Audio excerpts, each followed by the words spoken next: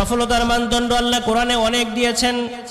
কোথাও আল্লাহ বলেছেন কদ আফলাহাল মুমিনুনাল্লাযীনা হুম ফি সলাতিহিম খাশিউন। আল্লাহ বলেন সফল হয়েছে তারা ঈমান এনেছে যারা। সুবহানাল্লাহ। সফল হয়েছে কারা? ঈমান এনেছে যারা। আবার অন্য জায়গায় রব্বুল আলামিন বলেন কদ আফলাহা মান যাক্কাহা ওয়া কদ খাবা মান দাসসাহা। নিজের আত্মাকে পরিশুদ্ধ করতে পেরেছে যারা, সফল হয়েছে তারা। আর সূরা হাশরের এই আয়াতের মধ্যে আল্লাহ বললেন জান্নাতে ঢুকতে পেরেছে যারা, সফল হয়েছে তারা। সুবহানাল্লাহ। কোনোভাবে জান্নাতে ঢুকতে পারলেই, মুমিনদের টার্গেট হচ্ছে জান্নাত। মুমিনদের টার্গেট কি? জান্নাত। কোন পথে গেলে আমি জান্নাতে ঢুকতে পারবো আর কোন পথে গেলে আমি জাহান্নামে যাব, জানার দরকার আছে না নাই? সোজা সিরাতুল মুস্তাকিমের পথে হাঁটতে হবে।